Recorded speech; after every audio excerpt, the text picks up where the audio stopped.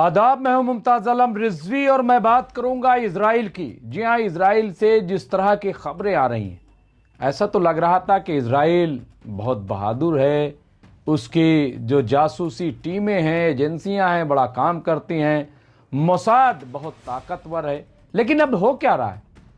अब Israel Iran से डरा हुआ है और ये कि इलेक्शन के नतायज ईरान बदल सकता है। इतना पावरफुल ईरान हो गया। इजराइल तो कहता था कि ईरान को हम 2 मिनट में ख़त्म कर देंगे, ईरान की हमारे आगे कोई हैसियत नहीं है, ईरान कुछ भी नहीं है। और यही वजह है कि इजराइल ने ईरान पर अटैक कर दिया। लेकिन ईरान ने सबक सिखाया 12 दिन की जंग में। ये तमाम चीज़ें, मैं क्यों ये बात कह रहा हूँ? क्योंकि एक ऐसी रिपोर्ट चल रही है जो वाकई हैरान करने वाली है, बहुत चौंकाने वाली है।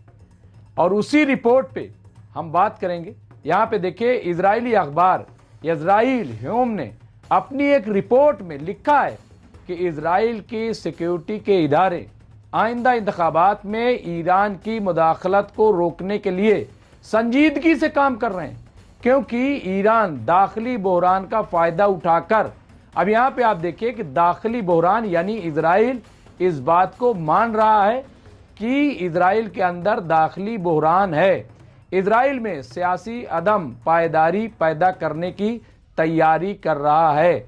यानी ये बात आप देखिए, इनको पता है कि इजराइल के अंदर इस्तेहकाम नहीं है, सियासी बवाल मचा हुआ है, एक उबाल है। तो यही चीज़ है। और यहाँ पे देखिए, ये जो रिपोर्ट है ये सहर न्यूज़ की, आलमी इंसान इस्लाम की ये रिपोर्ट है।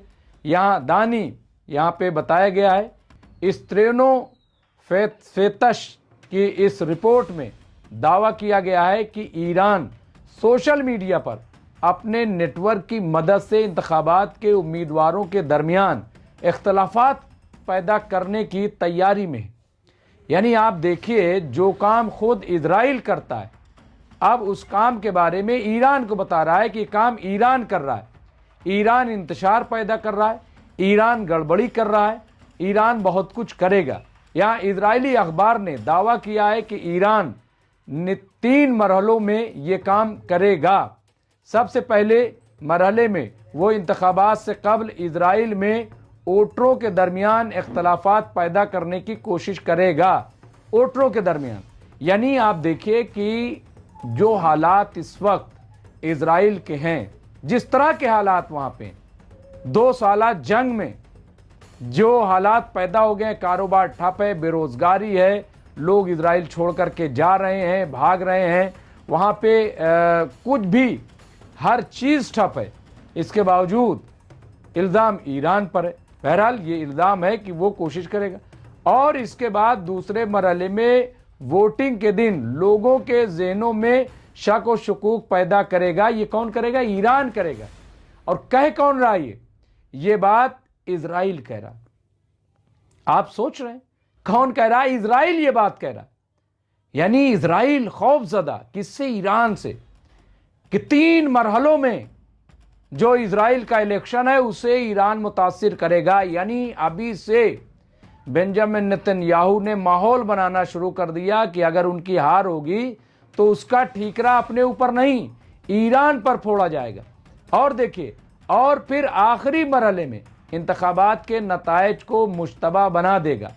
ये आप देखिए यहाँ पे पूरा किस तरह से अभी से एक भूमिका तैयार की जा रही है, एक पसमंजर पूरा नरेट किया जा रहा है। इजराइल ह्योम की इस रिपोर्ट में यह भी दावा किया गया है कि तेहरान इजराइल में इंतखाबात में मुदाखलत के लिए सन 2020 में अमरीकी इंतखाबात में मुदाखलत के तजर्बे से फ़ायदा उठाएगा। और अखबार के दावे के मुताबिक IRGC में इसके लिए ख़ास यूनिट बनाई गई है, जिन्होंने काम करना शुरू भी कर दिया है। यानी आप देखिए कि इसमें कौन हिस्सा लेगा?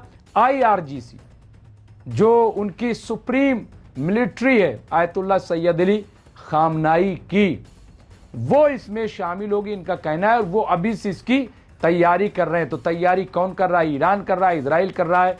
लेकिन ये खबर बड़ी है, ये खबर चौंकाने वाली, क्योंकि ये खबर खुद इजराइल के अखबारात से आई है।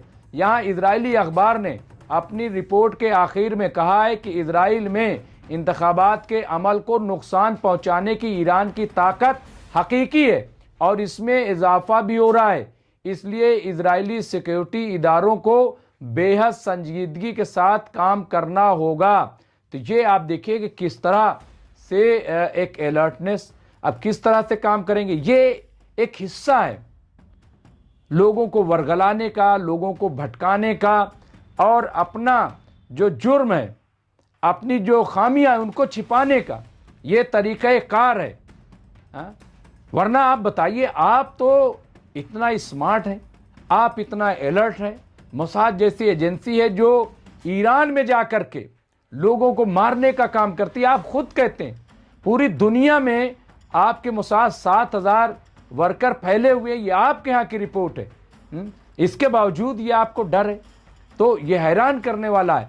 और इसके पीछे सिवाय सियासी मकसद के मुझे तो कुछ नज़र नहीं आ रहा है। अब यहाँ वाज़ेह रहे कि सयूनी हल्के वसी पैमाने पर ईरान के ख़िलाफ़ प्रोपगंडा करते रहते हैं और वो मुख्तलिफ मैदानों में इन सब कामों का इल्ज़ाम ईरान पर लगाते हैं जो इजरायली और अमरीकी हल्कों का शेवा और तरीक़ाकार है। यानी यहाँ पे साफ साफ ये अखबार ने तबसरे में अपने लिखा कि ये सिर्फ़ और सिर्फ इजराइल इल्ज़ाम तराशी करता है ईरान पे, ईरान का खौफ दिखाता है और जो कुछ भी अब वहाँ पे होगा उसे ये कहा जाएगा कि ये ईरानी लोग हैं, ईरान के कहने पर ही सब इजराइल के ख़िलाफ़, इजरायली हुकूमत के ख़िलाफ़ और बेंजामिन नेतन्याहू के ख़िलाफ़। सवाल ये है कि 7 अक्टूबर 2023 से पहले जिस तरह का प्रोटेस्ट हो रहा था भ्रष्टाचार को लेकर के, बदउनवानी को लेकर के, ये इसके पीछे कौन था, कौन काम कर रहा था, क्यों लाखों लाख लोग मैदान में उतरे थे, क्यों आपको आइन बदलने की ज़रूरत पड़ी थी, ये सारे सवालात हैं। और अभी जो इतना भारी नुकसान हुआ है, जान और माल का नुकसान इजराइल का हुआ है, इसके लिए कौन जिम्मेदार है, कौन इसका जवाब देगा। और जब लोग सवाल करेंगे तो क्या ये कहा जाएगा कि ये दरअसल ईरान इसके लिए जिम्मेदार है, और जो लोग बोलेंगे वो ईरान के सरपरस्त हैं, ईरान की ज़बान बोल रहे हैं। तो इससे क्या लग रहा है बेंजामिन नेतन्याहू के कि वो बच जाएंगे। मुझे ऐसी रिपोर्टें और वहाँ से अब तक जो मैंने पढ़ा है वो यही कि कुछ भी कर लें, कुछ भी कर लें बेंजामिन नेतन्याहू, लेकिन सच्चाई ये है कि वो अपने आप को बचा नहीं पाएंगे। उनके सामने बड़े सवाल खड़े होंगे और उन सवालों का जवाब बेंजामिन नेतन्याहू को देना पड़ेगा, ये बिल्कुल क्लियर है। और इस बार का चुनाव उनके लिए बहुत मुश्किल होगा। खबर यह है कि लोग नाराज़ हैं, जो रिपोर्टें आ रही हैं कि 60% से ज़्यादा लोग अब उनके ख़िलाफ़ हैं और उनके ख़िलाफ़ न सिर्फ इजराइल में बल्कि वही तबका जो इनकी मदद करता था अमेरिका में भी अब इनके ख़िलाफ़ है। बहरहाल इस सिलसिले में जो भी अपडेट होगा वो हम आपकी खिदमत में पेश करेंगे। देखते रहिए MMC न्यूज़ इंडिया। बहुत बहुत शुक्रिया।